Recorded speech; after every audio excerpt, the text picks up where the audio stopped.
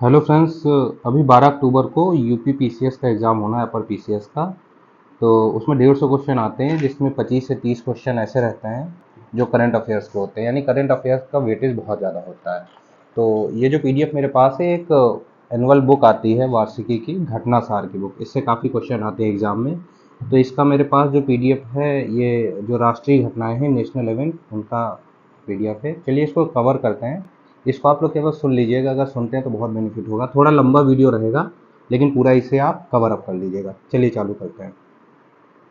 CP Radhakrishnan Bharat के 15वें राष्ट्रपति, sorry, CP Radhakrishnan Bharat के 15वें उपराष्ट्रपति बने। अभी क्या हुआ है, जो पहले उपराष्ट्रपति थे जगदीप धनखड़ सर, उन्होंने इस्तीफा दे दिया, तो उनके बाद में फिर 15वें उपराष्ट्रपति बने कौन, सीपी राधाकृष्णन।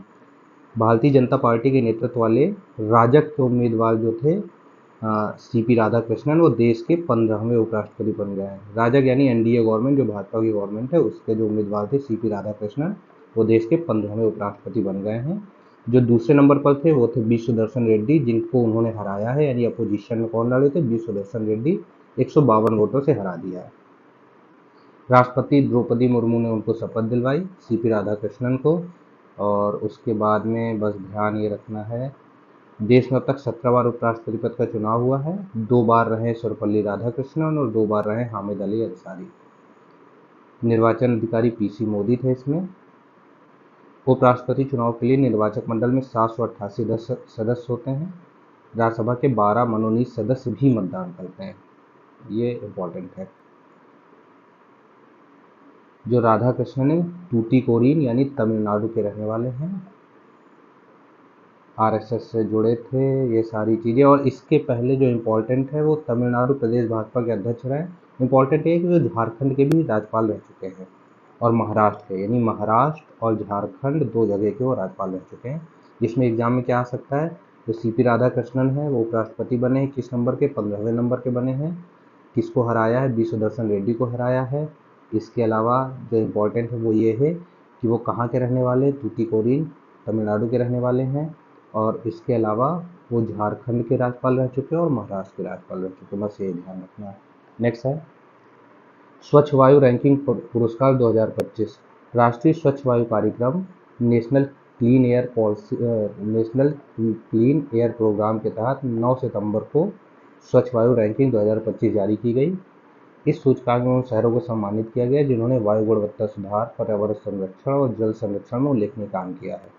तो वायु प्रदूषण को नियंत्रित करने में सबसे पहले नंबर पर कौन है, इंदौर, इंपॉर्टेंट है। इंदौर, दूसरे में देवास, तीसरे पर अमरावती, ये ध्यान रखने वाली, इसका क्रम याद करना है। सबसे पहले में इंदौर, दूसरे नंबर पर देवास, दोनों आपके मध्य प्रदेश के हैं, और तीसरे नंबर पर अमरावती, ये महाराष्ट्र वाला, न कि अमरावती आंध्र प्रदेश वाला। ये तीनों याद करने, पहले पर इंदौर, दूसरे पर देवास, तीसरे पर अमरावती। किसने किया, भूपेंद्र यादव ने जारी किया, न्यू दिल्ली में। इसके बाद आता है 10 लाख, ये जो लिस्ट थी इसी की थी। 10 लाख से अधिक आबादी वाले शहरों में इंदौर पहले स्थान पर है। उसके बाद दूसरे पर जबलपुर है, और उत्तर प्रदेश से आगरा का पहला स्थान है कुल मिलाकर के। और ओवरऑल जो उत्तर प्रदेश है, जो उत्तर प्रदेश का आगरा और गुजरात का सूरत संयुक्त रूप से तीसरे स्थान पर है। 10 लाख से नीचे वाले में महाराष्ट्र का अमरावती पहले नंबर पर है। उत्तर प्रदेश से झांसी और मुरादाबाद है। 3 लाख से कम वाले में देवास है। इसके अलावा ये भी ध्यान रखना, पर्यावरण मंत्री ने रामसर संधि के तहत वेटलैंड यानी आर्द्रभूमि शहर के रूप में अंतर्राष्ट्रीय मान्यता प्राप्त करने के लिए इंदौर और उदयपुर को भी पुरस्कृत किया। अब इसमें याद क्या रखना, बस ये कि जो स्वच्छ वायु रैंकिंग हुई उसमें इंदौर, देवास और महाराष्ट्र का जो अमरावती है उसका शीर्ष स्थान है। इंदौर, देवास और महाराष्ट्र का अमरावती। जारी किसने किया है, भूपेंद्र यादव ने जारी किया है, इसको ध्यान रखना है। कहाँ जारी हुआ है, नई दिल्ली में जारी हुआ है। और इसमें 10 लाख के जो ऊपर है उसमें इंदौर पहले पर है। 10 लाख से नीचे यानी 3 से जो 10 लाख है उस वाले में जो आपका आएगा 3 लाख से 10 लाख, इस वाले में आपका है महाराष्ट्र का अमरावती। और इसके बाद में जो 3 लाख से कम वाली आबादी है उसमें देवास। बस 3 ही चीज़ें ध्यान रखनी है, पहले पर इंदौर, फिर अमरावती और फिर देवास। यूपी से कौन है टॉप पर? यूपी से है आगरा। और पुरस्कार मिला है रामसर के लिए। रामसर एक ईरान का प्लेस है। तो वहाँ पर एक कन्वेंशन हुआ था, एक ट्रीटी हुई थी, उसके आधार पर जो भी आर्द्र भूमियाँ हैं उनको पुरस्कार मिलता है। आर्द्र भूमि से संबंधित है रामसर कन्वेंशन, और इसके लिए इंदौर को और उदयपुर को पुरस्कार मिला है, बस ये ध्यान रखना है। नेक्स्ट, SRS रिपोर्ट के अनुसार भारत में शिशु मृत्यु दर 40 से 25। शिशु मृत्यु दर क्या होती है? जो बच्चे पैदा होते हैं और जो 6 महीने पहले ख़त्म हो जाते हैं तो उसको शिशु मृत्यु दर माना जाता है। तो जो ये 40 से 25 पहुंच गई है, यानी कम हो गई है। किसने जारी किया है? नमूना पंजीकरण प्रणाली रिपोर्ट 2023 के अनुसार इससे देश में स्वास्थ्य सेवाओं की बेहतर पहुंच दिखाता है। टोटल 25 हो गई है, 40 से 25 पे आ गई है। इसमें जो सबसे ज़्यादा गिरावट हुई है, सबसे कम जो है वो मणिपुर में है, ये इम्पोर्टेंट है। सबसे जो कम शिशु मृत्यु दर है वो मणिपुर में है, और जो सबसे ज़्यादा है वो मध्य प्रदेश, छत्तीसगढ़ और उत्तर प्रदेश में है। बस ध्यान रखना है क्या, 40 से 25 हो गई है। सबसे कम जो है वो मणिपुर में है 3, और जो सबसे ज़्यादा है वो है छत्तीसगढ़, MP और यूपी। नेक्स्ट पढ़ते हैं। बड़े राज्यों में केरल का है, यानी छोटे में मणिपुर का है, बड़े में केरल का है। ओवरऑल मणिपुर है जिसमें 3 है, और दूसरे नंबर पर केरल है जिसमें 5 है। इसमें ग्रामीण क्षेत्रों में जो दर है वो 44 से 28 है। इसका मतलब क्या है? वहाँ पर कितनी है? 25, और यहाँ 28, यानी शहरी क्षेत्र, यानी ओवरऑल जो है वो सही है, और जो ग्रामीण क्षेत्र है वहाँ पर अभी मृत्यु दर कंपेरेटिवली ओवरऑल से ज़्यादा है। तो ध्यान रखिए, इसमें और ज़्यादा नहीं आएगा। इसमें हाई आ सकता है। बिहार में 2023 में सबसे ज़्यादा जन्म दर थी। बिहार में सबसे ज़्यादा जन्म दर है, और जो सबसे कम जन्म दर है वह की 10.1, ये अंडमान निकोबार की है।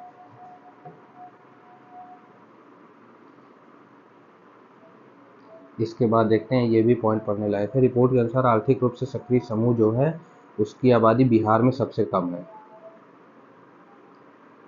जम्मू कश्मीर में कामकाजी आयु वर्ग में ग्रामीण महिलाओं का अनुपात देश में सर्वाधिक है। याद क्या रखना है इस पूरे टॉपिक में? मणिपुर सबसे कम 3, दूसरे पर केरल 5, बस ये याद रखना है। सबसे ज़्यादा कहाँ पर है? सबसे ज़्यादा है छत्तीसगढ़, दूसरे में MP और तीसरे में यूपी। बस हो गया। नेक्स्ट टॉपिक में आते हैं।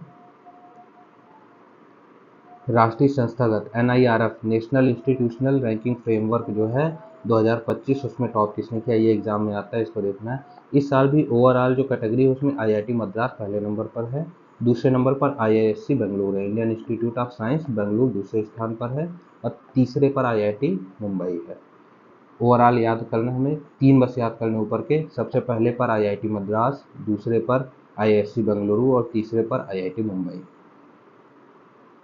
इंजीनियरिंग में IIT मद्रास ही रहेगा, फिर दूसरे में IIT Delhi, innovation IIT Madras, अनुसंधान में IISc बेंगलोर, कानून में नेशनल लॉ यूनिवर्सिटी जो है वो बेंगलुरु की, वो टॉप पर है। कृषि में भारतीय कृषि अनुसंधान संस्थान दिल्ली है। प्रबंधन यानी MBA के लिए वही ABC चलता है, हमेशा यही होता है, इस बार थोड़ा चेंज हुआ। पहले पर IIM अहमदाबाद है, दूसरे पर बेंगलुरु है, तीसरे में कोलकाता हुआ करता था, लेकिन आज की डेट में IIM कोझिकोड है। फार्मेसी में वही जामिया हमदर्द न्यू दिल्ली है। Architecture IIT Roorkee. कॉलेज में हिंदू कॉलेज पहले पर है, दूसरे पर मिरांडा, तीसरे पर हंसराज कॉलेज।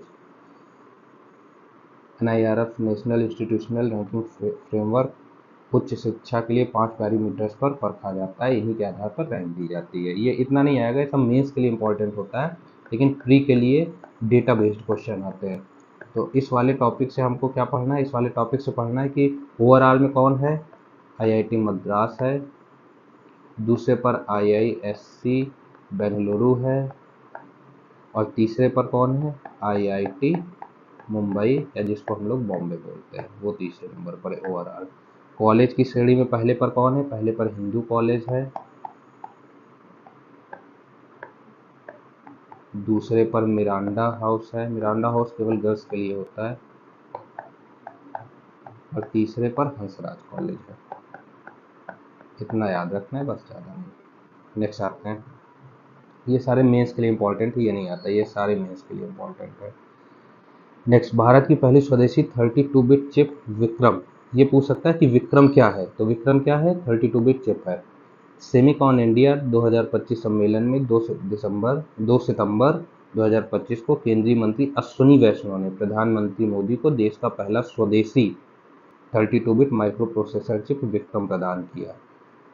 भारत ने 2021 में इंडिया सेमीकंडक्टर मिशन लॉन्च किया था, ये याद रखने लायक है। 2021 में इंडिया सेमीकंडक्टर मिशन लॉन्च हुआ था। ये किस लिए लॉन्च किया था, ताकि जो विदेशी माइक्रो प्रोसेसर है उस पर निर्भरता कम की जा सके। और 3.5 सालों में भारत ने अपनी खुद की जो बिट है वो लॉन्च कर दिया, खुद की चिप लॉन्च कर दिया, जिसका नाम क्या, विक्रम 3201 का अनावरण कर दिया है। यह माइक्रो प्रोसेसर, जिसे आधिकारिक तौर पर विक्रम 3201 बोला गया है, को इसरो के विक्रम साराभाई अंतरिक्ष केंद्र और सेमीकंडक्टर लेबोरेटरी मोहाली, ये याद करने लायक है। देखिए याद क्या करना है, सेमीकंडक्टर लेबोरेटरी कहाँ है, मोहाली में, बस। और विक्रम क्या है, माइक्रो प्रोसेसर चिप है। इसका प्रयोग किस में होगा, अंतरिक्ष के अनुप्रयोगों में होगा, मोबाइल में होगा, जो मोबाइल से रिलेटेड चीज़ें हैं जिसमें ऑटोमेशन होता है, उन सभी में इसका प्रयोग होगा। याद करने लायक बस एक है कि विक्रम क्या है, विक्रम आपकी चिप है, 32 बिट की है, और इसका नाम क्या है, विक्रम 3201, बस इतना ही। नेक्स्ट आते हैं, जनजातीय भाषाओं के लिए भारत का पहला एआई संचालित अनुवादक आदिवाड़ी। ये पूछा जाएगा कि आदिवाड़ी क्या है, तो आदिवाड़ी जो है वो जनजातीय भाषाओं के लिए भारत का पहला एआई ट्रांसलेशन करने के लिए अनुवादक है। जनजातीय कार्य मंत्रालय ने जनजातीय भाषाओं के लिए भारत का पहला कृत्रिम आर्टिफिशियल एआई से संचालित आदिवाड़ी को लॉन्च किया है। यह है क्या, केवल ये याद रखना है कि आदिवाड़ी क्या है, आदि यानी आदिवासी, आदि से आदिवासी, और वाड़ी से जो उनकी लैंग्वेज है उनको क्या करेगा, ये उनको ट्रांसलेट करेगा दूसरी लैंग्वेज में, बस इंपॉर्टेंट यही है। क्या नाम है, आदि वाड़ी। नेक्स्ट, एनएसएस ने व्यापक मॉड्यूलर सर्वेक्षण शिक्षा 2025 जारी की। इसमें है क्या, इसमें 26 अगस्त 2025 को जारी किया, मुख्य रूप से स्कूली शिक्षा से संबंधित है, ठीक है। कंप्यूटर के माध्यम से व्यक्तिगत साक्षात्कार होगा, ये सारी चीज़ें हैं। इसमें कुल छात्र नामांकन में हिस्सेदारी शहरी क्षेत्रों की तुलना में ग्रामीण क्षेत्रों की अधिक है। इसमें इम्पोर्टेंट नहीं है, ज़्यादा कोई इम्पोर्टेंट नहीं है इसमें। नेक्स्ट आते हैं, ये इम्पोर्टेंट है, इम्पोर्टेंट। जामनगर विश्व का सबसे बड़ा एकीकृत ऊर्जा कॉम्प्लेक्स बन गया। जामनगर कहाँ पर है, जामनगर है गुजरात में। रिलायंस इंडस्ट्रीज ने गुजरात के जामनगर और कच्छ को स्वच्छ ऊर्जा उत्पादन का वैश्विक केंद्र बनाने की घोषणा की है। कंपनी के 48वें एजीएम जो मीटिंग होती है, एनुअल जनरल मीटिंग, उसमें रिलायंस न्यू एनर्जी के निदेशक अनंत अंबानी ने सौर ऊर्जा, बैटरी स्टोरेज और हाइड्रोजन तकनीकी में कंपनी के विशाल निवेश और अवसंरचना निर्माण का खाका प्रस्तुत किया। यह पहल भारत की स्थिति को वैश्विक ग्रीन एनर्जी इकोनॉमी में पुनर्परिभाषित करेगी। Dhirubhai Ambani giga energy complex Jamnagar में बन रहा है, विश्व स्तर पर उठा होगा। इसमें solar panel, green hydrogen, battery storage और इलेक्ट्रोलाइजर उत्पादन के लिए गीगा फैक्ट्रियाँ एक ही जगह पर स्थापित की जाएगी। 4.5 करोड़ के आसपास एरिया है, करोड़ स्क्वायर फुट के आसपास, जिसमें होगा। इसमें देखिए फैक्ट्री बनेगी, इलेक्ट्रोलाइजर फैक्ट्री बनेगी। अब देखो इसमें याद क्या रखना है, सबसे पहले याद रखना है कि जामनगर में विश्व का सबसे बड़ा एकीकृत होता है इंटीग्रेटेड, यानी बहुत सारी चीज़ें वहाँ पर होगी और वो ग्रीन एनर्जी से रिलेटेड होगा, यानी बैटरी का यूज होगा वहाँ पर, और हाइड्रोजन का यूज होगा, H2 से रिलेटेड एनर्जी वहाँ पर निकाली जाएगी, ये सारी चीज़ें होगी। तो कहाँ पर हो रहा है, जामनगर में। इम्पॉर्टेंट है क्योंकि विश्व का सबसे बड़ा होगा, तो बहुत ज़्यादा इम्पॉर्टेंट है। जामनगर प्लस कच्छ को मिला करके ये बनाया जा रहा है। और यानी इसका जो टोटल एरिया है वो सिंगापुर से भी 3 गुना बड़ा होगा। और इसमें क्या होगा, प्रतिदिन 55 मेगावाट के आसपास की एनर्जी जो होगी वो जनरेट होगी। ये पूरे भारत की लगभग 10% के आसपास बिजली की मांग को पूरा कर सकता है। तो याद क्या रखना है, कहाँ बन रहा है, बस ये याद रखना है कि जामनगर में विश्व का सबसे बड़ा एकीकृत ऊर्जा कॉम्प्लेक्स बन रहा है। इसको 2-3 बार पढ़ लीजिए, जामनगर विश्व का सबसे बड़ा एकीकृत ऊर्जा कॉम्प्लेक्स बन रहा है। ये याद रखने वाली चीज़ें। चलिए नेक्स्ट में आते हैं। शिक्षा मंत्रालय की भारत की स्कूली शिक्षा पर एकीकृत शिक्षा सूचना रिपोर्ट प्रणाली प्लस 2024-25 जारी हो गई है। एक unified district information system for education plus, UDISE plus इसको बोलते हैं, वो जारी हुआ है। उसके अनुसार क्या बताया गया है कि जो शिक्षा का अनुपात है, जो यानी राष्ट्रीय शिक्षा नीति है, नेशनल एजुकेशन पॉलिसी, उसके हिसाब से 1/30 से कम है। उनके कहने का मतलब है स्कूल नामांकन, स्कूल छोड़ने की दर, जो ग्रास एनरोलमेंट रेशियो होता है GR, वो 89.5 से बढ़ करके 90.3 हो गया, यानी बढ़ गया है।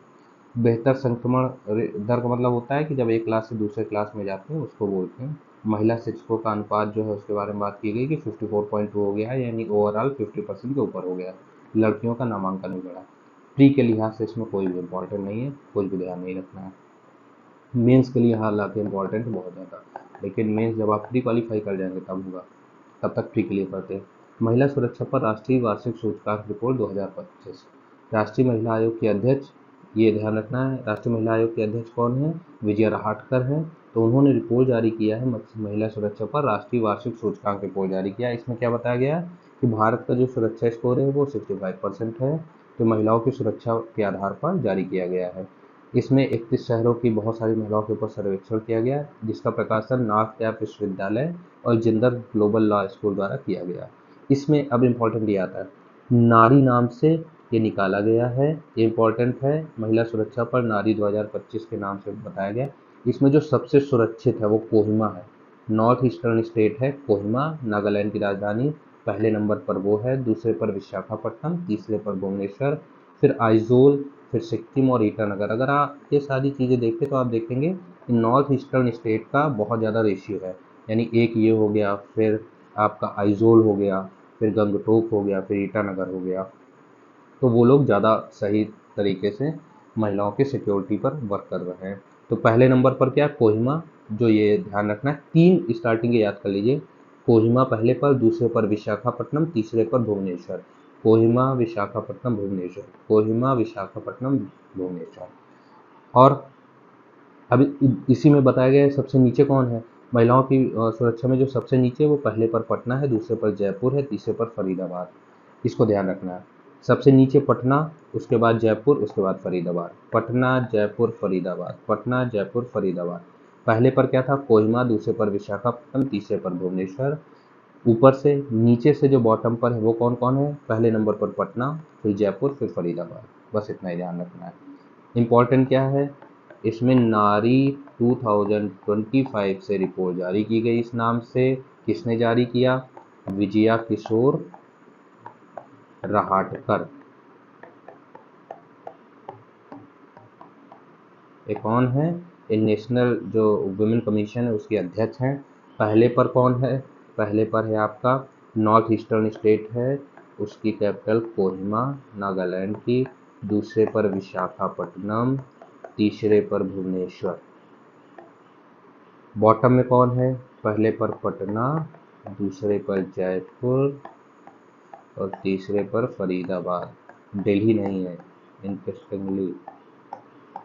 हमको बस ये याद रखना, पहले पर कोहिमा, पहले पर कोहिमा, दूसरे पर विशाखापट्टनम और तीसरे पर भुवनेश्वर। नीचे से टॉप पर कौन है, पहले पर आपका है पटना, दूसरे पर है जयपुर और तीसरे नंबर पर आपका फरीदाबाद है। आगे बहुत इंपॉर्टेंट है, भारत की पहली सेमीकंडक्टर पायलट लाइन कहाँ चालू हुई है, ये गुजरात में प्लेस है साणंद, जिसको साणंद बोलते हैं, वहाँ पर चालू हुई है। ध्यान रखना है किसने चालू किया है, भूपेंद्र पटेल ने, गुजरात के साणंद में। सीजी पावर द्वारा विकसित भारत की पहली पूर्ण पैमाने पर आउटसोर्स, आउटसोर्स यानी प्राइवेट होगी फिर ये, आउटसोर्स सेमीकंडक्टर असेंबली और टेस्ट पायलट लाइन चालू किया गया। और कहाँ पर चालू हुई है, साणंद, गुजरात में चालू हुई है। बस इतना ही ध्यान रखना है, इससे ज़्यादा नहीं ध्यान रखना, ये इंपॉर्टेंट है। राज्य ऊर्जा दक्षता सूचकांक इसको जारी किया गया है, पहले पर कौन है, केवल वो ध्यान रखना है, मोस्ट प्रोबेबली महाराष्ट्र ही रहता है इसमें, देखते हैं कहाँ पर है। राज्य ऊर्जा दक्षता सूचकांक जारी किया गया, किसने जारी किया, BE Bureau of Energy Efficiency ने जारी किया है इसे। और इसमें केंद्र शासित प्रदेश और राज्यों दोनों को शामिल किया गया, और इसमें जो पहले नंबर पर है वो देखिए कौन, ये देखिए महाराष्ट्र, पहले पर महाराष्ट्र है, बस यही ध्यान रखना है, पहले पर कौन है, पहले पर है महाराष्ट्र, ये इम्पोर्टेंट है। महाराष्ट्र एनर्जी इफिशियंसी में महाराष्ट्र स्टेट पहले नंबर पर है। और अगर कभी कभार होता है कि उत्तर प्रदेश का जब एग्जाम होगा तो उससे आगे, तो उत्तर प्रदेश किस कैटेगरी में है, उत्तर प्रदेश से सफल अचीवर्स की कैटेगरी में। तो एक चीज़ ध्यान रखिए, पहले पर कौन है, महाराष्ट्र, और दूसरे नंबर पर यानी जो सफल अचीवर्स है उसमें कौन है, उस पर है आपका उत्तर प्रदेश, बस ज़्यादा नहीं इसमें ध्यान रखना है। नीति आयोग ने स्वैच्छिक राष्ट्रीय समीक्षा रिपोर्ट जारी किया है, इसमें क्या क्या है, जो सतत विकास लक्ष्य है। नीति आयोग नोडल एजेंसी है किसकी, यूएनडीपी की, यूनाइटेड नेशन डेवलपमेंट प्रोग्राम, जिसके द्वारा एसडीजी रिपोर्ट जारी की जाती है, सस्टेनेबल डेवलपमेंट गोल जारी किए जाते हैं, और as India level, domestic level पर इसको नीति आयोग का कार्यान्वयन करता है। इसमें बहुत ज़्यादा चीज़ें हैं नहीं, ये मेंस के लिए इम्पोर्टेंट है, और प्री के लिए इससे कोई एग्ज़ाम नहीं कोई क्वेश्चन नहीं आने वाला है। आगे बढ़ते हैं। भारत का पहला राष्ट्रीय बायो फाउंड्री नेटवर्क लॉन्च किया गया है। भारत जो भी देखिए, जिसमें भी पहला हो, सबसे बड़ा हो या सबसे छोटा हो, इस टाइप की चीज़ें एग्जाम में आती हैं। तो भारत का पहला राष्ट्रीय बायो फाउंड्री नेटवर्क लॉन्च किया गया है। ये कहाँ लॉन्च किया गया, न्यू दिल्ली में लॉन्च किया गया। और इसमें प्री से रिलेटेड कुछ नहीं, इम्पोर्टेंट कुछ नहीं पढ़ना है। राष्ट्रीय खेल प्रशासन अधिनियम लॉन्च हो गया, 2025 में लॉन्च किया गया, द्रौपदी मुर्मू जी ने लॉन्च किया गया। इसमें क्या हो गया, राष्ट्रीय खेल बोर्ड बनेगा। तो अभी बीच में क्या हो रहा था, जो खिलाड़ियों का और उनके जो अध्यक्ष वगैरह थे उनके साथ बहुत ज़्यादा कोलैप्स हो रहा था, जिसकी वजह से गवर्नमेंट ने ये सारी चीज़ें किया कि कैसे अध्यक्ष लड़ेंगे चुनाव, कैसे कोषाध्यक्ष चुनाव लड़ेंगे, इस पर सारी चीज़ें हुई हैं, बहुत ज़्यादा इंपॉर्टेंट नहीं है। आयकर संशोधन अधिनियम 2025 लागू किया गया है। अब आयकर जो संशोधन अधिनियम 2025 है, इसमें टैक्स रेट वगैरह में कोई बदलाव नहीं किया गया। अभी भी जो न्यू टैक्स रिजाइम है उसमें 12 लाख तक की इनकम को टैक्स फ्री कर दिया गया है कि ये टैक्स फ्री रहेगी, और ये इस टैक्स रिजाइम के बाद में रहेगी। बस इसमें किया गया जो भी पुराना टैक्स रिजाइम था उसमें बहुत सारी चीज़ें हैं जिसको, जो ज़बरदस्ती के कानून वगैरह थे उनको कम कर दिया गया है बस। और इसमें एग्ज़ाम से रिलेटेड प्री से रिलेटेड ज़्यादा चीज़ें नहीं है। बस हाँ ये है कि अगर कोई है कि ये पूछा जा सकता है कि न्यू टैक्स रिजाइम में कितने तक की इनकम टैक्स फ्री है, तो 12 लाख तक की इनकम जो है वो टैक्स फ्री है। सैलरीड के लिए 75,000 का इसमें स्टैंडर्ड डिडक्शन भी होता जाएगा। आगे बढ़ते हैं। ऑनलाइन गेमिंग का जो है अधिनियम वो लॉन्च किया गया है। इसमें भी बहुत ज़्यादा आएगा नहीं, जो एग्ज़ाम से रिलेटेड है वो, प्री से जो रिलेटेड है वो चीज़ें इसमें नहीं आने वाली हैं। खान एवं खनिज विकास विनियमन एवं संशोधन अधिनियम, इसमें भी प्री से रिलेटेड कुछ नहीं, इसमें प्री से रिलेटेड नहीं आएगा। भारतीय प्रबंधन संस्थान, ये बहुत दिनों से यानी पेंडिंग पड़ा हुआ था। इसके द्वारा क्या हुआ, असम के गुवाहाटी में एक नए आईआईएम की स्थापना होगी। पूर्वोत्तर में अभी तक कोई भी आईआईएम नहीं था, तो गुवाहाटी में, आईआईटी तो है गुवाहाटी में, लेकिन अब एक आईआईएम भी बनाया जाएगा गुवाहाटी में।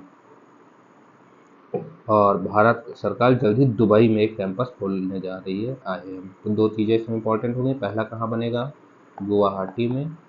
ये पूछ सकता है क्वेश्चन कि पूर्वोत्तर का पहला आईआईएम कहाँ बन सकता है, तो वो कहाँ पर बनेगा, गुवाहाटी में। ये इंपॉर्टेंट है, इसको देख लेते हैं। 123वां संविधान संशोधन विधेयक 2025 लोकसभा में पेश किया गया है, और इस अधिनियम के तहत क्या कहा गया है कि अगर किसी पर आरोप लग रहा है, गंभीर अपराध लग रहा है, कोई भी एमपी है, एमएलए है इत्यादि, इस पर अगर है, और उसमें जो न्यूनतम सजा का प्रावधान उस केस के लिए 5 वर्ष है, और उसके आरोप में अगर कोई व्यक्ति 30 दिनों तक हिरासत में रहेगा, तो उसको अगर वहाँ से कोर्ट से केस फाइनल भी नहीं हुआ है, यानी बिना दोष सिद्ध हुए भी उसे अपने पद से हटना अनिवार्य हो जाएगा।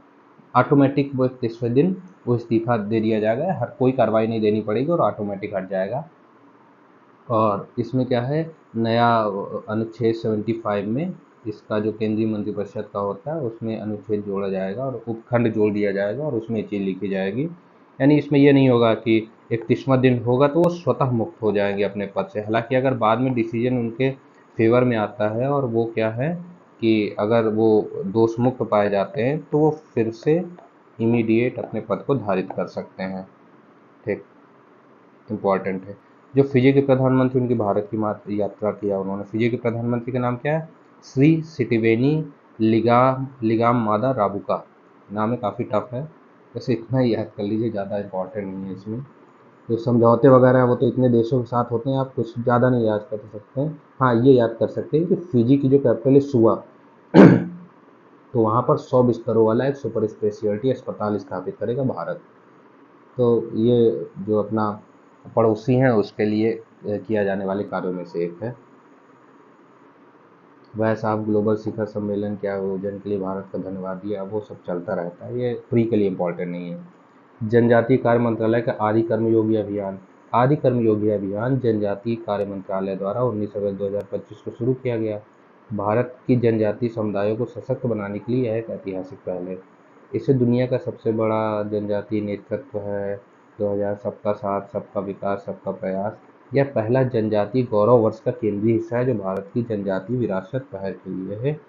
इससे कुछ नहीं आने वाला, बस ये आ सकता है कि आदि कर्मयोगी जो अभियान है, आदि कर्मयोगी अभियान, ये किससे रिलेटेड है? तो ये किससे रिलेटेड है? आदिवासियों यानी जनजातीय लोगों से रिलेटेड है, बस इतना। वो तो इस शब्द से समझ में आ जाएगा कि आदिवासियों से रिलेटेड है, बस इतना, इसमें ज़्यादा नहीं पढ़ना। इसको देखिए, बिहार के पटना पूर्णिया एक्सप्रेसवे को केंद्र सरकार ने राष्ट्रीय एक्सप्रेसवे का दर्जा दिया, बस इससे ज़्यादा कुछ नहीं है। ये आएगा नहीं, बिहार वाला होता तो इम्पोर्टेंट होता। यूपी पीएससी के लिए उतना ज़्यादा इम्पोर्टेंट नहीं है, फिर भी ध्यान रखना है, बिहार के पटना पूर्णिया एक्सप्रेसवे को केंद्र सरकार ने राष्ट्रीय एक्सप्रेसवे का दर्जा दिया, बस। ये बहुत इम्पोर्टेंट है। केरल भारत का पहला पूर्णतः डिजिटल साक्षर राज्य घोषित है। वेरी वेरी वेरी इम्पोर्टेंट, ये एग्जाम में आ सकता है। केरल ने ऐतिहासिक उपलब्धि हासिल करते हुए स्वयं को भारत का पहला पूर्ण डिजिटल साक्षर राज्य घोषित कर दिया है। मुख्यमंत्री कौन है वहाँ के? पिनरई विजयन है। और कौन सी घोषणा? डिजी केरल परियोजना के अंतर्गत जो उन्होंने सफलता प्राप्त की, उसके बाद उन्होंने केरल को भारत का पहला पूर्णतः डिजिटल साक्षर राज्य घोषित कर दिया। इसका मतलब होता है कि वहाँ के जितने लोग हैं उनको डिजिटल कई चीज़ें पता है। और कार्यक्रम का सबसे उल्लेखनीय पहलू यह था कि हर आयु वर्ग की भागीदारी इसमें थी। यहाँ तक 104 वर्षीय प्रतिभागी MA अब्दुल्ला मौलवी बाकवी ने भी प्रशिक्षण पूरा किया। इन्होंने प्रशिक्षण भी प्रोवाइड करवाया है। तो इम्पोर्टेंट इतना है, ध्यान रखना है, केरल भारत का पहला पूर्णतः डिजिटल साक्षर राज्य घोषित है। नेक्स्ट, भारत ने ALMM के तहत 100 गीगावाट सौर PV विनिर्माण की उपलब्धि हासिल की। भारत की स्वच्छ ऊर्जा महत्वाकांक्षाओं में एक बड़ा प्रोत्साहन मिला है क्योंकि देश ने आधिकारिक रूप से 100 गीगावाट सोलर फोटोवोल्टेइक मॉड्यूल विनिर्माण क्षमता का मतलब वो बना सकता है, ऐसा नहीं कि 100 गीगावाट बना लिया उसने, बनाएगा आगे। विनिर्माण क्षमता यानी इंफ्रास्ट्रक्चर ऐसे डेवलप कर लिया है कि 100 गीगावाट जो आपकी जो सोलर यानी जो एक तरीके से सोलर एनर्जी है उसको प्राप्त किया जा सकता है। इसमें मध्य प्रदेश में ग्रीनफील्ड हाईवे का निर्माण किया गया है। ग्रीनफील्ड हाईवे में कहाँ किया गया है? मध्य प्रदेश में किया गया है। और ग्रीनफील्ड हाईवे के साथ ही 4 बाघ अभयारण्यों को जोड़ा गया है। ठीक, टाइगर कॉरिडोर कौन कौन से हैं? टाइगर कॉरिडोर कान्हा, बांधवगढ़, पन्ना, पेंच। 4 कौन है? कान्हा, बांधवगढ़, पन्ना, पेंच। तो MP में एटलीस्ट ये तो ध्यान रहेगा ना कि कान्हा MP में है, बांधवगढ़ MP में है, पन्ना MP में है, पेंच है अभ्यारण्य MP में है। नेक्स्ट है नीति आयोग की होम स्टे पर पुनर्विचार, नीतिगत मार्ग निर्धारण पर रिपोर्ट। नीति आयोग ने internet and mobile association of India के सहयोग से पुनर्विचार नीतिगत मार्ग निर्धारण, rethinking home stay navigating policy pathway शीर्षक से नई रिपोर्ट जारी की। इसमें सुमन बेरी जो है उपाध्यक्ष हैं, ये ध्यान रखिए। कुछ नहीं आने वाला है इसमें एग्जाम में फ्री में। भारत AIBD के कार्यकारी बोर्ड का अध्यक्ष निर्वाचित। भारत को एशिया प्रशांत प्रसारण विकास संस्थान के कार्यकारी बोर्ड का अध्यक्ष घोषित किया गया। थाईलैंड में हुआ, कुछ नहीं आना इससे फ्री में।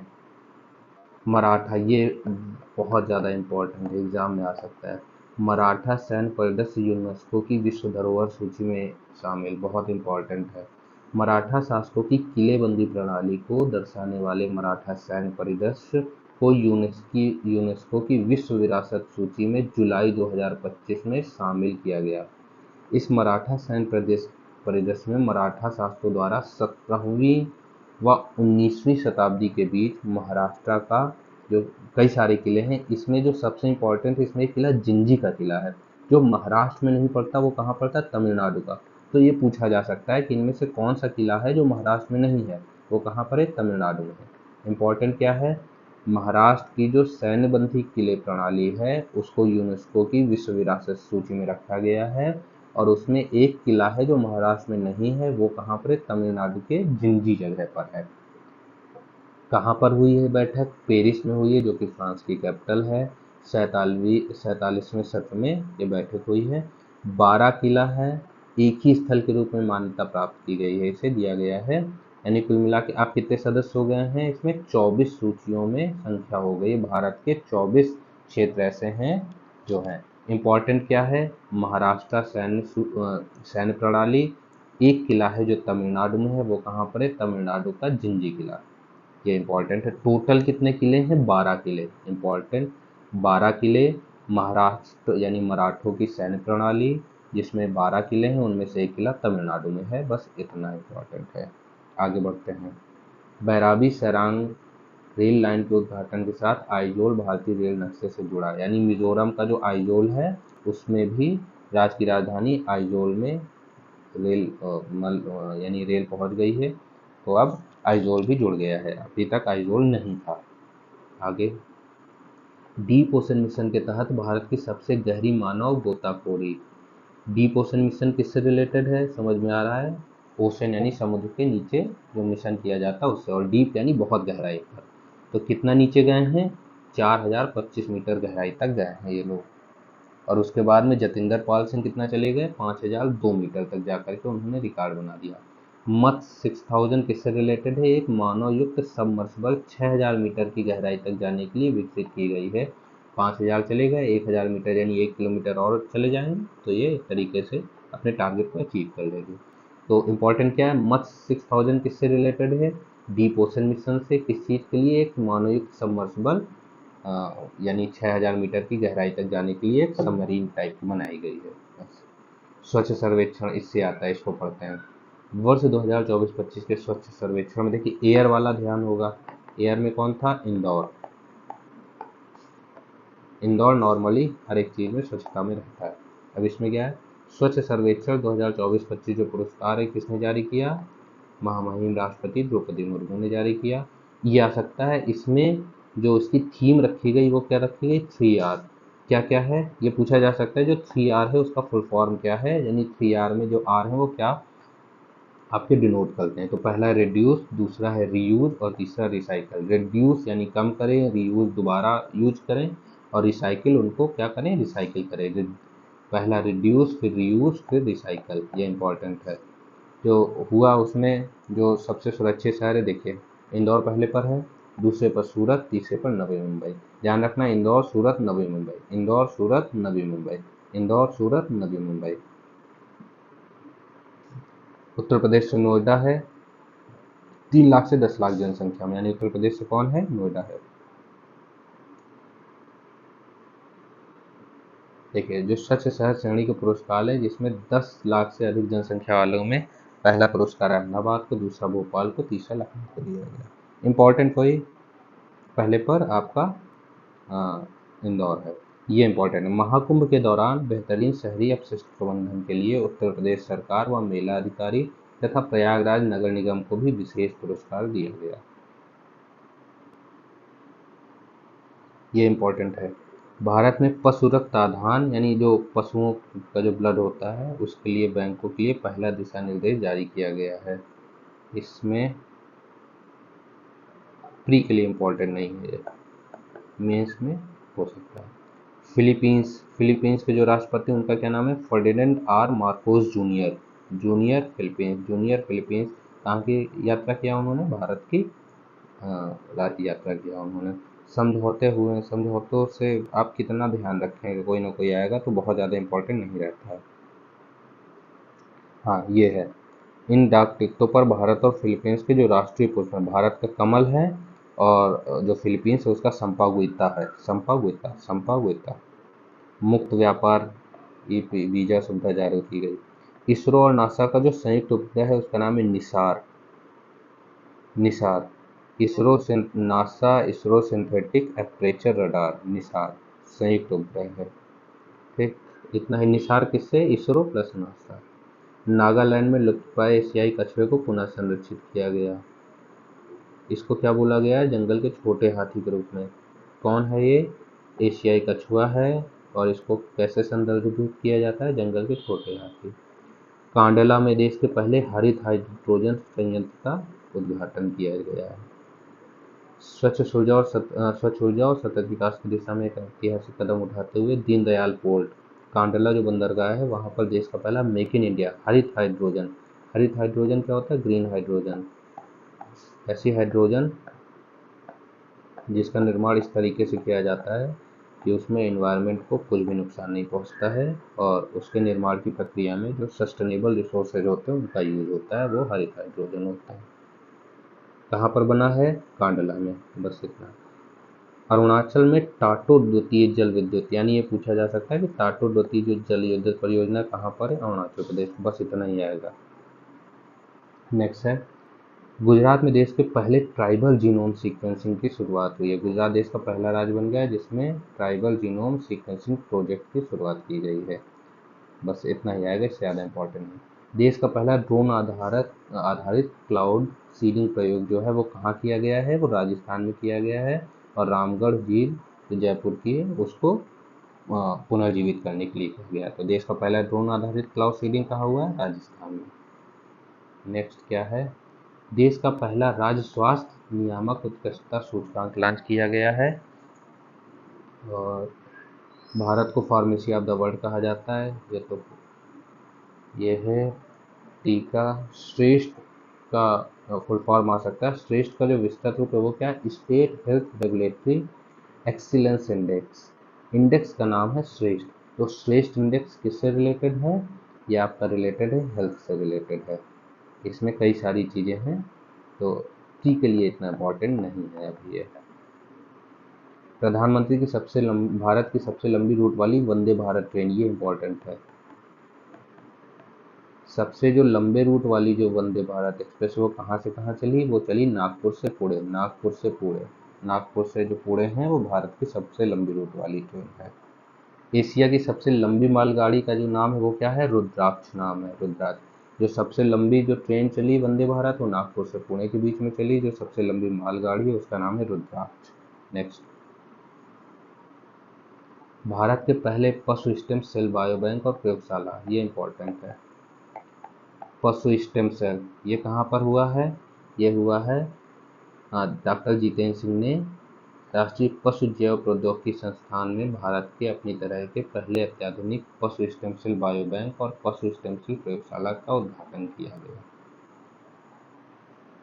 बाल न्याय अधिनियम के तहत सांकेतिक भाषा विशेषज्ञों को पैनल में शामिल कर।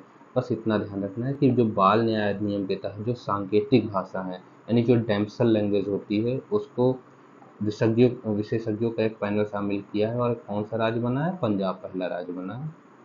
इतना है इसमें इम्पोर्टेंट। ये इम्पोर्टेंट है। लद्दाख में केंद्र शासित प्रदेश का पहला वनस्पति उद्यान कहाँ बना है? लद्दाख का एक श्योक गांव है जो गलवान वैली के पास है, वहां पर बना है लद्दाख का पहला केंद्र शासित प्रदेशों में पहला वनस्पति उद्यान बना है। दिल्ली बहुत इम्पोर्टेंट है। दिल्ली विधानसभा पूर्णतः सौर ऊर्जा से संचालित देश की पहली विधानसभा बन गई है। दिल्ली विधानसभा पूर्णतः सौर ऊर्जा से संचालित देश की पहली विधानसभा बन गई है। ये इम्पोर्टेंट है, इसको याद करना है। नेक्स्ट, कॉमन सेंट्रल सेक्रेटरिएट परियोजना के तहत पहली इमारत का उद्घाटन। सेंट्रल विस्टा परियोजना है उसके तहत ये सारी चीज़ें हो रही हैं, इतना इम्पोर्टेंट है। विश्व का पहला ऊर्जा संचरण उद्यान, विश्व का, जहाँ भी विश्व आ जाएगा इम्पोर्टेंट है, जहाँ पर पहला इम्पोर्टेंट, जैसे दिल्ली विधानसभा देश की पहली विधानसभा बनी जो सोलर एनर्जी से चलेगी, इसी तरह जो विश्व का पहला ऊर्जा संचरण उद्यान बना है वो कहाँ बना है? वो हैदराबाद के कान्हा शांति वन में बना है। उसका नाम क्या है? बाबूजी वनम। हैदराबाद में बना है बाबूजी वनम। विश्व का पहला ऊर्जा संचरण बाबूजी वनम, कहाँ पर? हैदराबाद। तेलंगाना के रंगारेड्डी जिले के कान्हा गांव में स्थित है। थीम आधारित दुनिया में अपनी तरह का पहला उद्यान है। बस इतना इंपॉर्टेंट है। नेक्स्ट है, राष्ट्रीय औषधि पादप बोर्ड ने पौधों के संरक्षण हेतु 2 पौधे पर, मीन्स के लिए इंपॉर्टेंट है, ये फ्री के लिए नहीं है, फ्री में नहीं आएगा।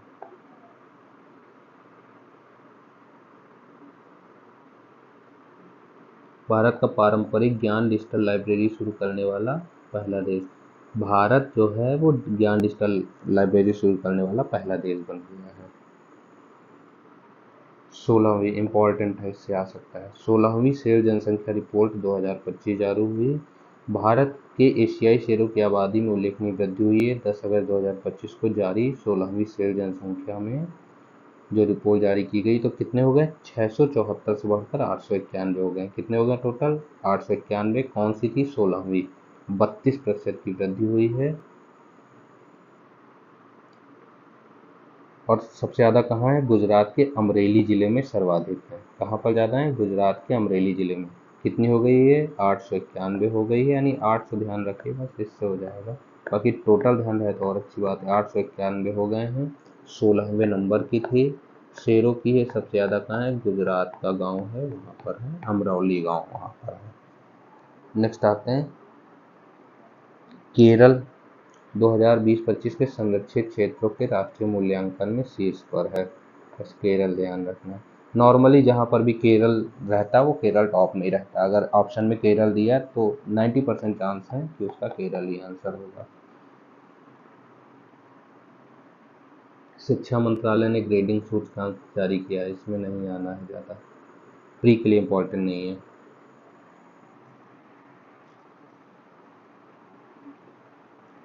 आंध्र प्रदेश में देश की पहली, ये बहुत इंपॉर्टेंट है, आंध्र प्रदेश में देश की पहली क्वांटम कंप्यूटिंग वैली बनाई जाएगी। आंध्र प्रदेश में देश की पहली क्वांटम कंप्यूटिंग वैली बनाई जाएगी। और ये कहाँ बनेगी? आंध्र प्रदेश की राजधानी जो अमरावती है वहाँ पर बनेगी। केरल में भारत का पहला तितली अभ्यारण्य। केरल देखिए पहला डिजिटल साक्षर भी बना है, और केरल में भारत का पहला तितली अभ्यारण्य भी बना है। कहाँ पर है? अरलम अभ्यारण्य को पहला डिजिटल अभ्यारण्य घोषित किया गया है। नई दिल्ली में अंतर्राष्ट्रीय बिग कैट अलायंस की पहली सभा, भारत इसका संस्थापक सदस्य है। इसमें कौन कौन से, ये इंपॉर्टेंट है, इसमें आते कौन कौन है? 7 प्रमुख जो कैट की प्रजातियां हैं वो आती हैं, बस इतना ध्यान रखने वाला। 7 कौन कौन है? बाघ, शेर, तेंदुआ, हिम तेंदुआ, चीता, जगुआर और प्यूमा। नेक्स्ट, HAL का इसरो से इम्पोर्टेंट नहीं है प्री के लिए। Next, Dassault Reliance aviation limited द्वारा फाल्कन 2000 जेट का उत्पादन होगा। बस डसाल्ट रिलायंस एविएशन इसका उत्पादन करेगा, इतना इंपॉर्टेंट है के लिए। नेक्स्ट आते हैं, केंद्र सरकार द्वारा 6वीं जनगणना 16वीं जनगणना की अधिसूचना जारी हो गई। ये इंपॉर्टेंट है। ये कहाँ, किस नंबर की? 16वीं होगी। और जनसंख्या कराएगा भारत। जो जनगणना है सबसे पहली 1872 में चालू किया था। किसने? जॉर्ज मेयो के समय में हुई थी। और फिर उसके बाद 1881 में रिपन ने चालू किया था नियमित तौर पर। कोविड के बाद इस पर रोक लग गई थी, और इस बार 16वें नंबर की होगी।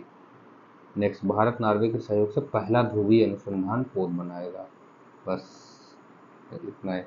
मुंबई दिल्ली एक्सप्रेसवे पर भारत का पहला पशु ओवरपास कॉरिडोर, ये इंपॉर्टेंट है। कहाँ पर बना है? मुंबई दिल्ली एक्सप्रेसवे पर। इसमें क्या होता है? नीचे से रास्ता होता है जाने का, और इस तरीके से ऊपर से बनता है, यहाँ से अपना जो भी पशु हैं वो जाते हैं।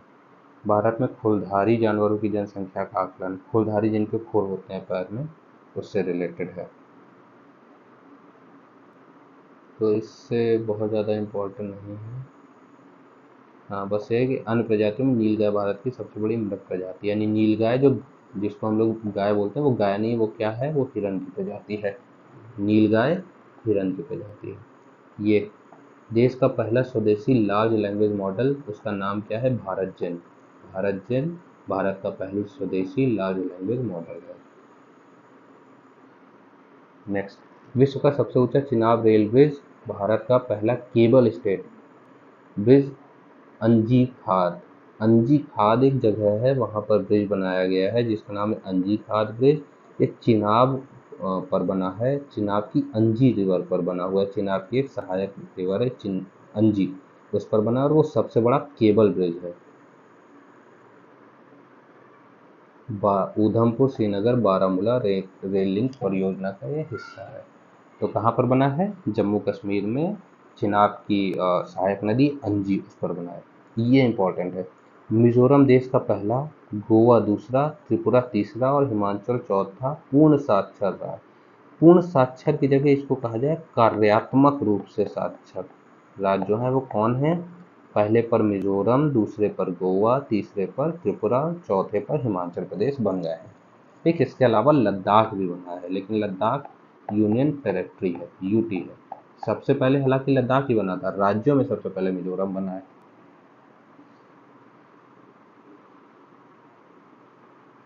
तो इसका क्रम याद कर दो। अगर ओवरऑल पूछा जाए यूटी प्लस स्टेट तो कौन हो जाएगा? लद्दाख हो जाएगा।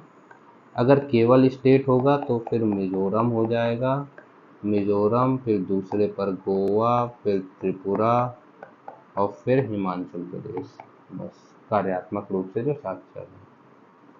आगे इसके तहत एक योजना लागू की गई, उसका नाम है उल्लास योजना।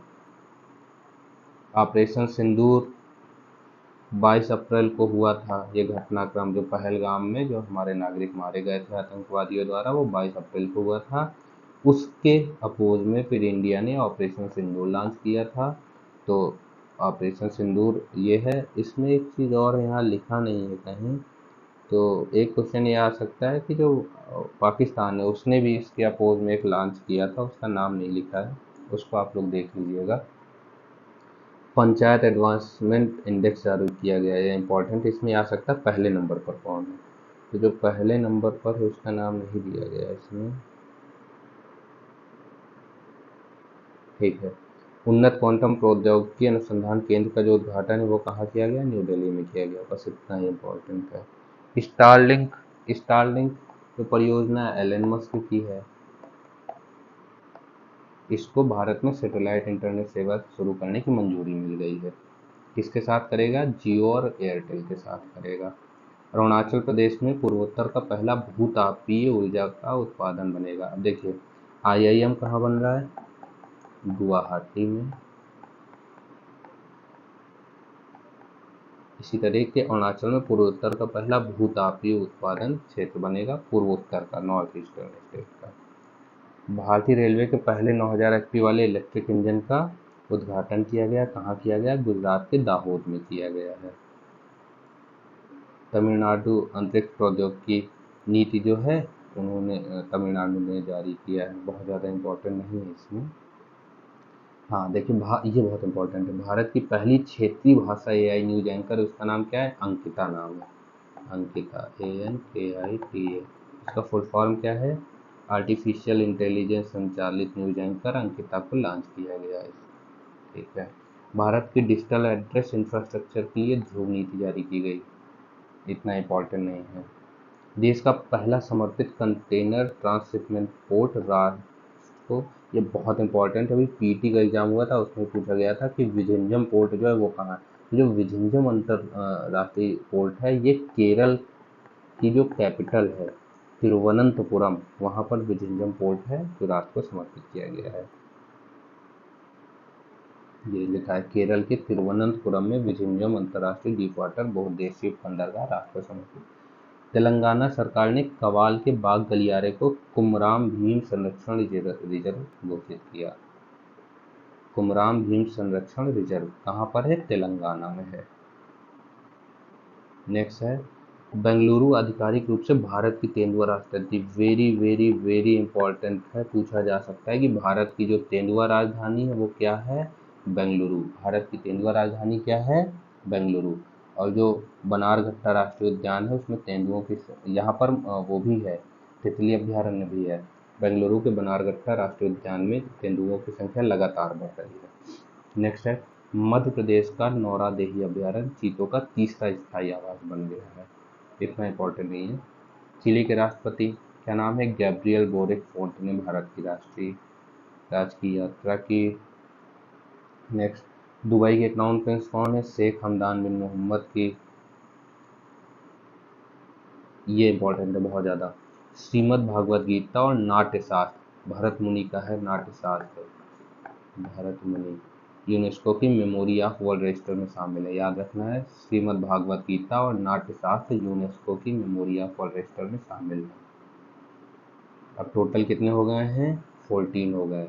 कौन कौन से? भगवत गीता है और भरत मुनि का नाट्यशास्त्र है, इसको शामिल किया गया है। किसका? किसमें? यूनेस्को की मेमोरी ऑफ वर्ल्ड रजिस्टर में शामिल किया गया है। नेक्स्ट, भारत का IGI दुनिया का नवा सबसे व्यस्त हवाई अड्डा है। इंदिरा गांधी जो न्यू दिल्ली में पड़ता है वो विश्व का नवा सबसे व्यस्त हवाई अड्डा है। इससे ज़्यादा इम्पोर्टेंट है कि जो सर्वाधिक व्यस्त है वो कौन सा है? वो अटलांटा यानी USA का हर्ट्सफील्ड जैक्सन अटलांटा इंटरनेशनल एयरपोर्ट है। दूसरे पर दुबई है, तीसरे पर डलास अमेरिका का है। 5 विदेशी विश्वविद्यालयों के कैंपस भारत में है। कौन कौन सा? डीकेन यूनिवर्सिटी ऑस्ट्रेलिया की है, हाँ ये लिखा है। ऑस्ट्रेलिया की वेलिंगोंग व डीकेन यूनिवर्सिटीज के परिसर कहाँ? गिफ्ट सिटी, ये कहाँ पर है? गांधीनगर, वहाँ पर। ब्रिटेन की साउथहैम्पटन यूनिवर्सिटी गुरुग्राम, ये सारी चीज़ें इसको जो अनुमोदन प्राप्त हुआ है वो सारा है। इन विदेशी विश्वविद्यालयों में Illinois institute of technology Bharat में कैंपस स्थापित करने वाली पहली USA की यूनिवर्सिटी बनेगी, अमेरिकन यूनिवर्सिटी। नेक्स्ट, पुडुचेरी नेवा प्लेटफॉर्म अपनाने वाला देश का 29वां। नीवा क्या होता है? NEVA, नेशनल ई विधान अभियान। ई यानी जो इलेक्ट्रिक रूप से होता है वो है। तो मोस्ट इम्पॉर्टेंट है कि नागालैंड सबसे पहली विधानसभा थी। दीव भारत का पहला पूर्णतः सौर ऊर्जा संचालित जिला बना है। दीव विधानसभा कौन बनी थी? विधानसभा बनी थी दिल्ली की। और दीव किस चीज का बना है? जिला बना है सौर ऊर्जा से संचालित।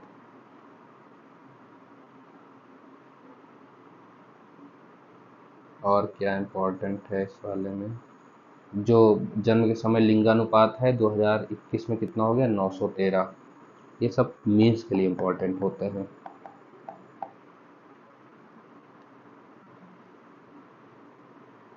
प्री में इतना ज़्यादा नहीं आता है क्योंकि कंसेप्चुअल चीज़ होती है, प्री में फैक्चुअल आता है, तो फैक्चुअल ही इम्पोर्टेंट होता है। राष्ट्रीय ई गवर्नेंस पुरस्कार इसको पढ़ते हैं। तो जो राष्ट्रीय ई गवर्नेंस पुरस्कार हैं वो ग्राम पंचायतों को प्रोवाइड किए गए हैं। इसमें सबसे पहले पर कौन है? रोहिणी ग्राम पंचायत। कहाँ पर है? धुले डिस्ट्रिक्ट ऑफ महाराष्ट्र।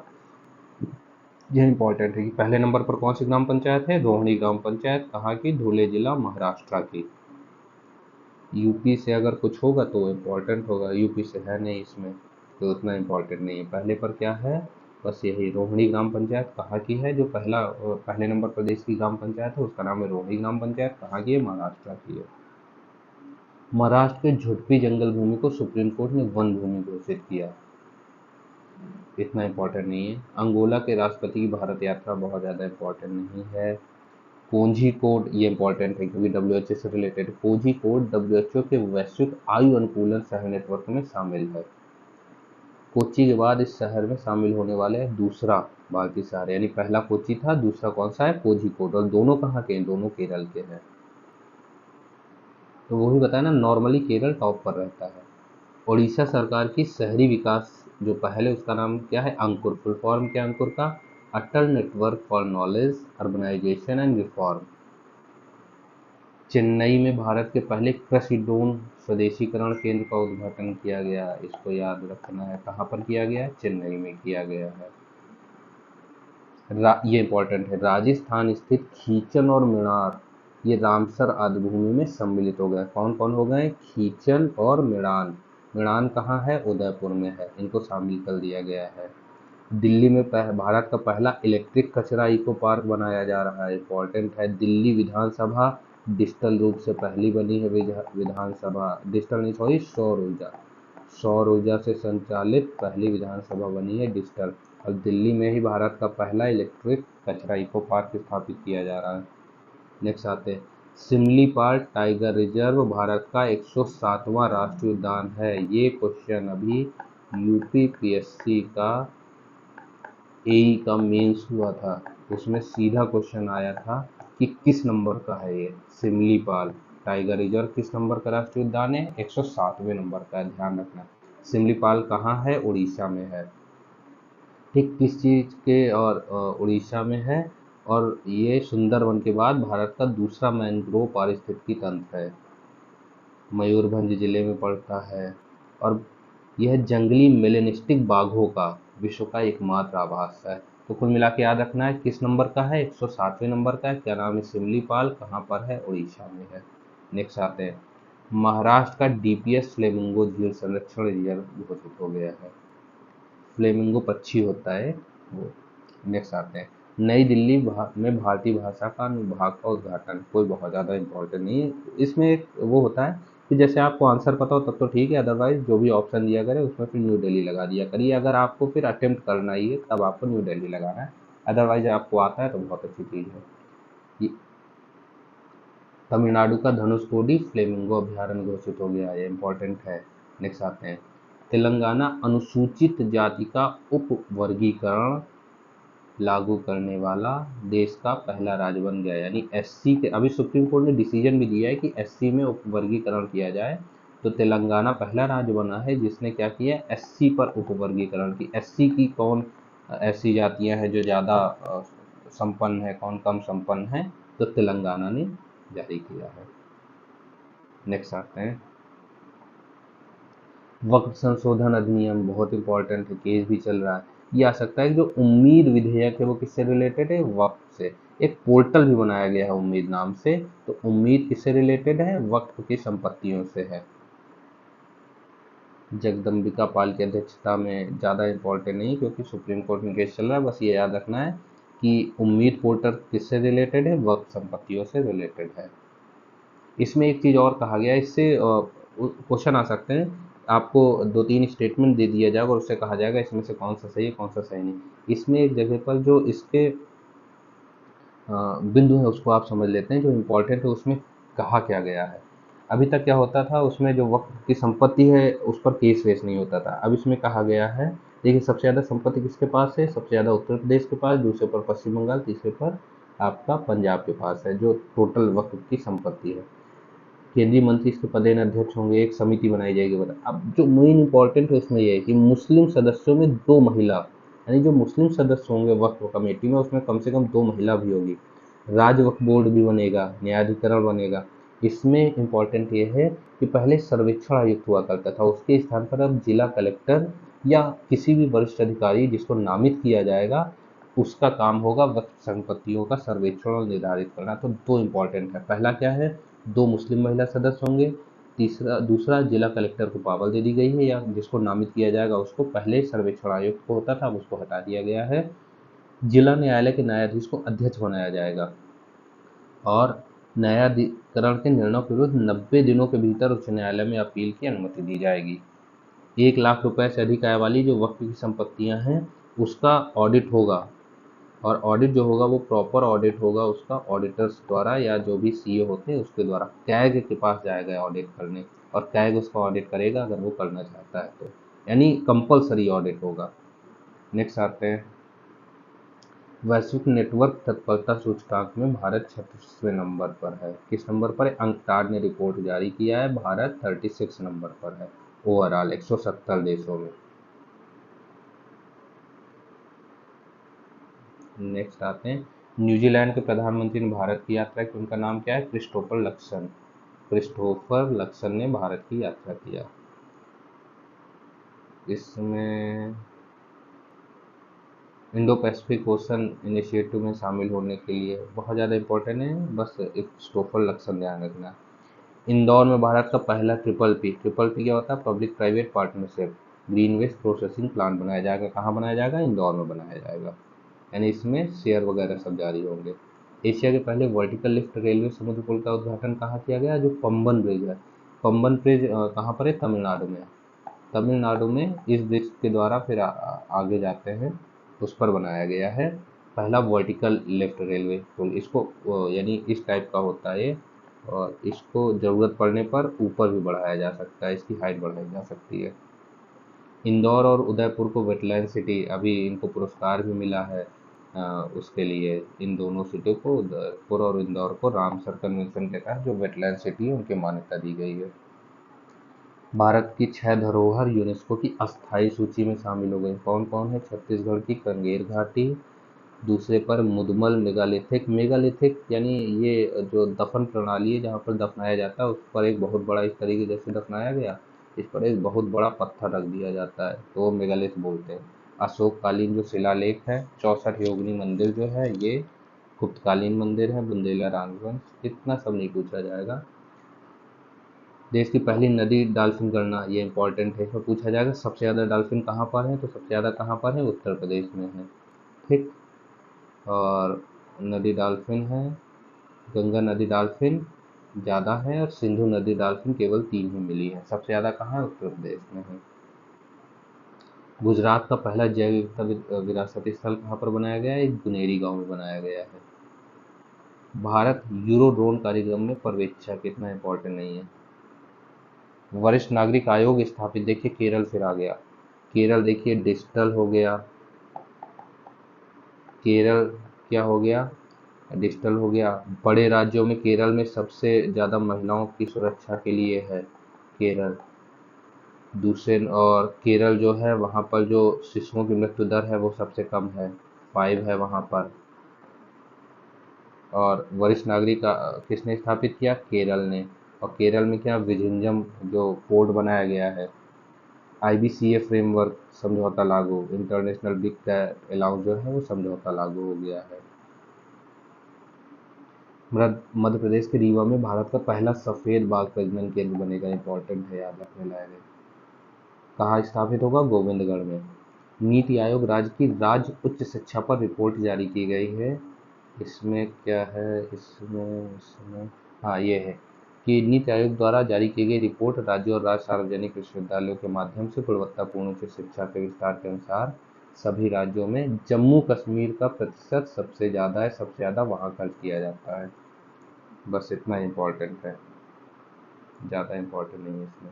जम्मू कश्मीर स्थित सोनमर्ग सुरंग का उद्घाटन किया गया। सोनमर्ग सुरंग कहाँ है? जम्मू कश्मीर में। बस इतना आएगा। जेड मोड सुरंग है, इस टाइप की सुरंग है ये, इस टाइप की।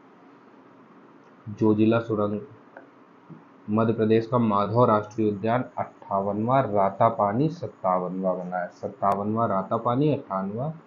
और एक टाइगर रिजर्व सिमलीपाल उड़ीसा का जो था वो किस नंबर का था? 107वां टाइगर रिजर्व बना था, वन्य जीव अभयारण्य है। नेक्स्ट, सिंगापुर के जो राष्ट्रपति उन्होंने भारत की यात्रा की, क्या नाम है? थर्मन षणमुगरत्नम। ये जो है वो तमिलनाडु से किसी तरीके से रिलेट करते हैं। इंडोनेशिया के राष्ट्रपति की भारत यात्रा हुई, प्रोबोवो सुबियांतो, और ये भारत में 26 जनवरी यानी गणतंत्र दिवस के जो थे मुख्य अतिथि थे, ये लिखा हुआ है 76वें गणतंत्र दिवस के। कौन थे? इंडोनेशिया के प्रोबोवो सुबियांतो।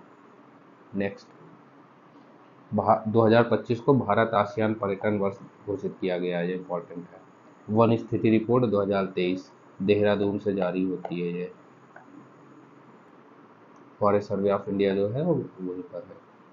इसमें क्या बताया गया? रिपोर्ट के अनुसार देश के राज्यों में सर्वाधिक जो वन क्षेत्र किसके पास है? मध्य प्रदेश के बाद है, दूसरे नंबर पर अरुणाचल प्रदेश है, तीसरा छत्तीसगढ़। ये क्रम याद रखना है, एमपी, मध्य प्रदेश, अरुणाचल प्रदेश और छत्तीसगढ़। ठीक। और 1% में ओवरऑल जो है वो कौन है? लक्षद्वीप है, यानी यूटी और स्टेट सबको मिला लेंगे तो लक्षद्वीप है। और अगर स्टेट स्टेट की बात करें तो सबसे ज़्यादा मिजोरम है। ओवरऑल कौन है? लक्षद्वीप, फिर मिजोरम, यानी लक्षद्वीप फिर मिजोरम, और तीसरे नंबर पर अंडमान एंड निकोबार। और सर्वाधिक वृद्धि किसने किया है? मिजोरम ने भी सर्वाधिक वृद्धि किया है, फिर गुजरात ने, फिर उड़ीसा ने।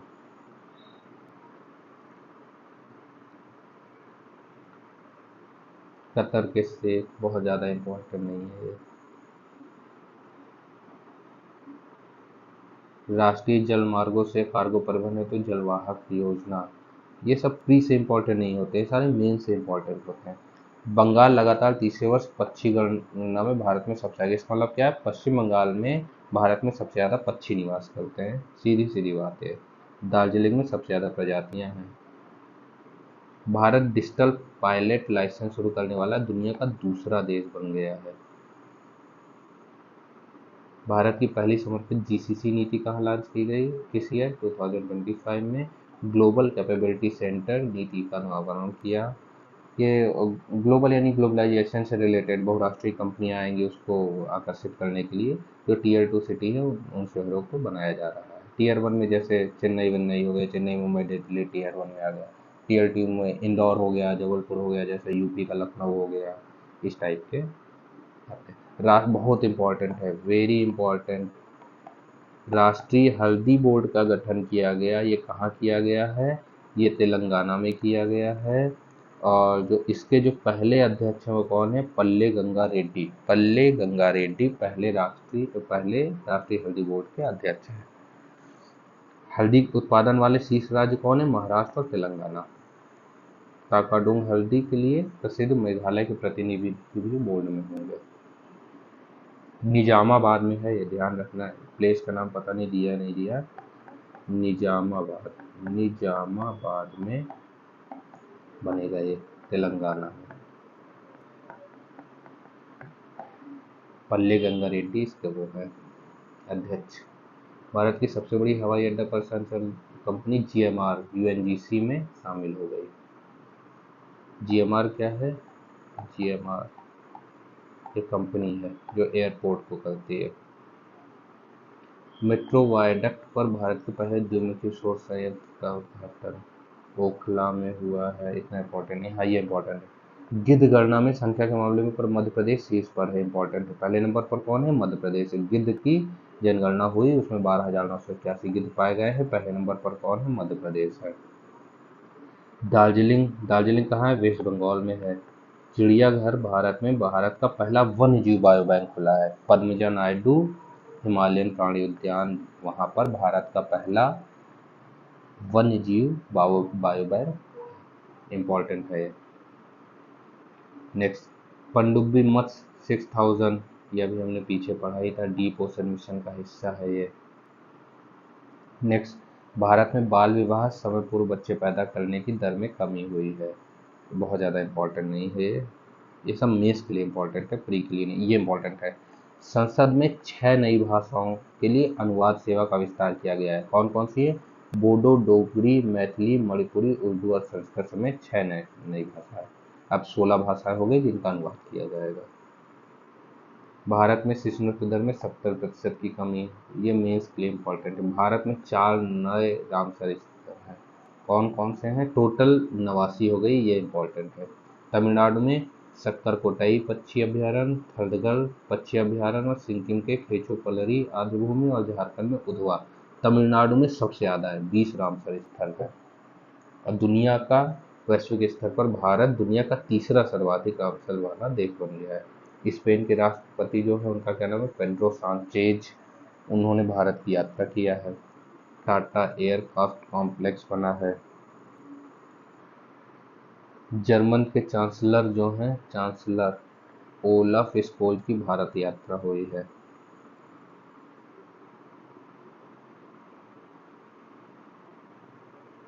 हाँ ये इंपॉर्टेंट है। 5वां राष्ट्रीय जल पुरस्कार 2023। तो जल पुरस्कार में पहले पर कौन रहा? उड़ीसा रहा है और यूपी दूसरे पर रहा है। इतना ही ध्यान रखना है। राष्ट्रीय जल पुरस्कार में पहले पर कौन रहा है? उड़ीसा। दूसरे पर कौन है? उत्तर प्रदेश। उत्तर प्रदेश दूसरे पर, इसलिए बहुत इंपॉर्टेंट है। नेक्स्ट है, ये देखिए, पहले पर उड़ीसा, दूसरे पर उत्तर प्रदेश, तीसरे में गुजरात। ये बस ध्यान रखना, पहले में उड़ीसा, दूसरे में उत्तर प्रदेश, तीसरे में गुजरात। महाराष्ट्र ने देसी गाय को राजमाता गोमाता घोषित किया। बस इतना ही ध्यान रखना है और ज़्यादा कुछ नहीं। मालदीव के राष्ट्रपति जो है डॉक्टर मोहम्मद मोइज्जू, उन्होंने भारत की यात्रा की। अभी बहुत विवाद चल रहा था, भारत और मालदीव के बीच में रिलेशन उतने अच्छे नहीं थे। करेंसी स्वैप एग्रीमेंट लागू किया उन्होंने, ये पूछ सकते हैं। नेक्स्ट है, बायो सीएनजी प्लांट वाली भारत की पहली गौशाला जो है वो कहाँ पर बनी है? आत्मनिर्भर, इसका नाम है लाल टिपारा गौशाला। लाल टिपारा गौशाला है और ये कहाँ बनी है? ग्वालियर में बनी है। यानी मध्य प्रदेश में बायो सीएनजी प्लांट वाली भारत की पहली गौशाला बनी है। कहाँ बनी है? ग्वालियर के लाल टिपारा गौशाला में। नेक्स्ट, ये बहुत इंपॉर्टेंट आ सकता है। ऐसे ही सीक्वेंस पे याद कर लीजिए, मराठा, पाली, प्राकृत, असमिया, बंगाली। मराठा, पाली, प्राकृत, महाराष्ट्र, पाली आपका बिहार, प्राकृत बिहार, उत्तर प्रदेश सब जगह, फिर असमिया, फिर बंगाली। मराठा, मराठी, पाली, प्राकृत, असमिया, बंगाली, इनको शास्त्रीय भाषा का दर्जा दिया गया। पहले किसको? मराठी को, फिर पाली को, फिर प्राकृत को, फिर असमिया को, फिर बंगाली। ये ध्यान रखना है, मराठा, पाली, प्राकृत, असमिया, बंगाली, इनको शास्त्रीय भाषा का दर्जा दे दिया गया। टोटल कितनी हो गई हैं? अब 11 हो गई हैं। ठीक, सबसे पहली कौन सी थी? तमिल थी। भारत वैश्विक भ्रष्टाचार विरोधी गठबंधन के नेतृत्व में शामिल हो गया है। नेक्स्ट, भारत ने समुद्री जैव विविधता की रक्षा हेतु बीबीएन समझौते पर हस्ताक्षर किया है। भारत का पहला ऑक्सीजन बर्ड पार्क, ये इंपॉर्टेंट है। ये कहाँ पर बना है? नागपुर हैदराबाद राष्ट्रीय राजमार्ग 44 पर देश के पहले ऑक्सीजन बर्ड, भारत का पहला ऑक्सीजन बर्ड पार्क वहाँ बना है, नागपुर और हैदराबाद राष्ट्रीय राजमार्ग पर बना है। नेक्स्ट क्या है? यूएई के प्रिंस शेख खालिद बिन मोहम्मद बिन जायद अल नहयान की भारत यात्रा हुई है। ज़्यादा इम्पोर्टेंट नहीं है। हाँ, ये इम्पोर्टेंट है। भारत के 23वें विधि आयोग के गठन की मंजूरी हुई है। किसने दिया? राष्ट्रपति मुर्मू ने दिया, द्रौपदी मुर्मू ने। और जो इसके अध्यक्ष होंगे वो कौन होंगे? 22वें के तो थे ऋतुराज अवस्थी, इन्होंने 17 महीने के कार्यकाल के बाद इस्तीफा दे दिया था।